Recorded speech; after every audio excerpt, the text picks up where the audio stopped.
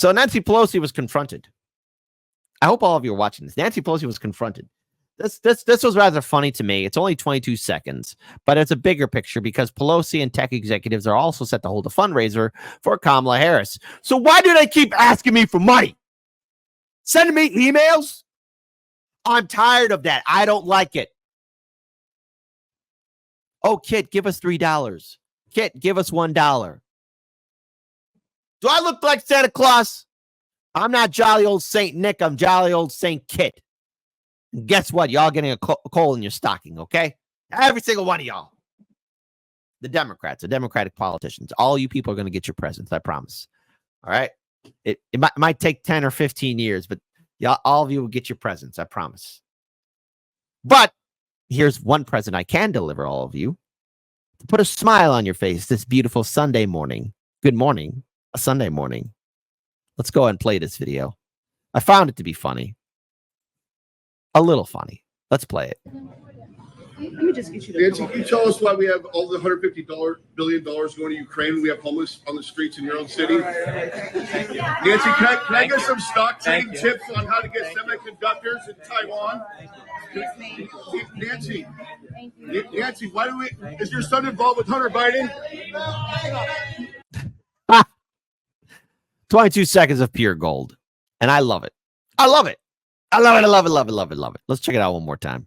Because we actually played another video where somebody else confronted Nancy Pelosi about her stock trade and her buying of stocks. You know, we talked about this from Unusual Whales. You know, Nancy Pelosi, or better yet, her husband, Paul, seem to have a cheat code in which they are bringing in the money, all that delicious money. Dance off, pants off, they are living in the times. All that money. Billions of dollars to Ukraine. Hey, people affected by the hurricane? What you mean you people want money? What you mean you people want money? Stop asking for money. Well, at least that's what the Democrats are telling you to do. Stop asking for money. Let me just get you Nancy, can you tell us why we have all the $150 billion going to Ukraine? We have homeless on the streets in your own city. Nancy, can I get... And to the point, people saying it's her husband that buys them. Yeah, but who's giving good old Paulie the heads up? Because, man, he has been hitting that mark a lot. Let me just get you Nancy, can you tell us why we have all the $150 billion going to Ukraine? We have homeless on the streets in your own city. Nancy, can I get some stock trading tips on how to get semiconductors in Taiwan? Nancy, why do we? Is your son involved with Hunter Biden? So why is this important? Because, hey, look, for some reason, Nancy, I don't know, Democrats keep asking me for money. I'm pretty sure all of you are getting emails too and text messages. Hey, can you donate some money? Hey, are you ready to vote for Democrats? Hey, are you excited for Tim and Kamala? Former Speaker Nancy Pelosi will join tech executives Saturday to hold a fundraiser for Vice President Harris. A source familiar with the matter confirmed to The Hill. Oh, so that means, SpaghettiOs. Big tech might be chomping down on us pretty soon because, oh no, here comes the censorship. The reception will be hosted by Y Combator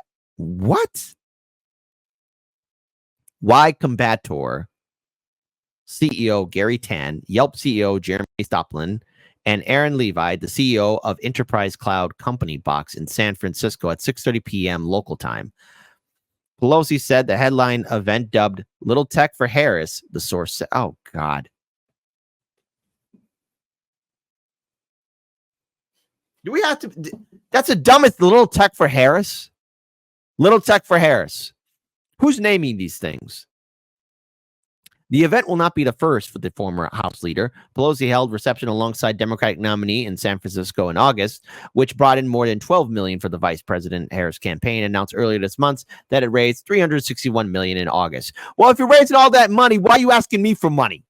Oh, that's right, because there's a lot of suckers, voters who are dumb enough to think, oh, if I give money to the Democrats, they'll definitely listen to me.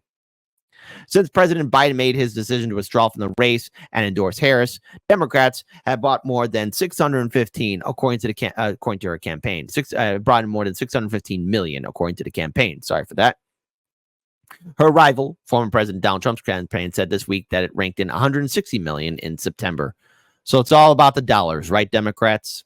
Trump has been making inroads with conservative tech leaders in Silicon Valley. Earlier this month, the former president raised $12 million at a fundraiser hosted at the home of investor and All-In podcast co-host David Sachs, who has also secured the backing of Tesla and SpaceX CEO Elon Musk, who also owns the social media platform X. Harris, too, has connections in the tech world, and her campaign has courted some top executives in the space, as a growing number of executives previously donated to Democrats now shifted to the right. The fundraiser was first reported by the New York Times. Say it with me, folks. What could possibly go wrong? A whole lot. But it is funny seeing people challenge Nancy. It is funny to me seeing people call her out.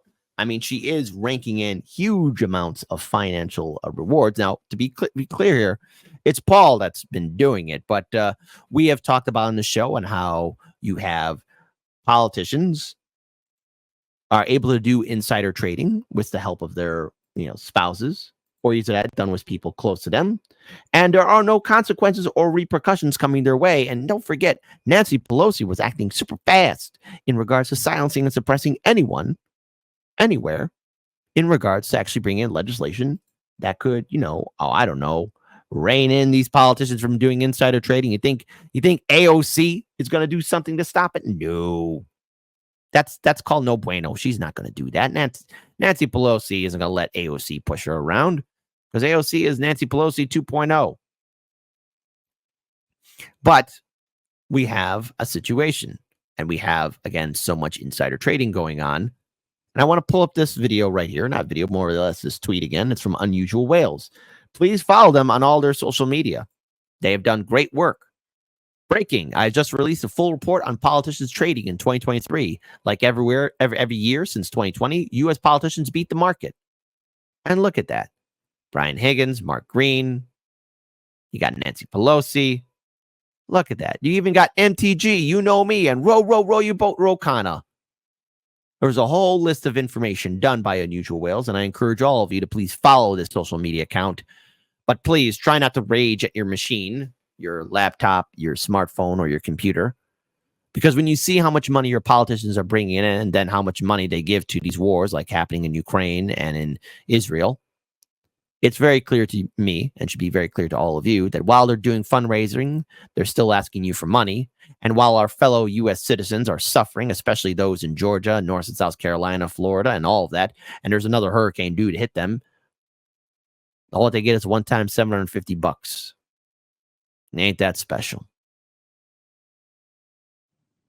If you fool me once, it's because I didn't think a guard was needed.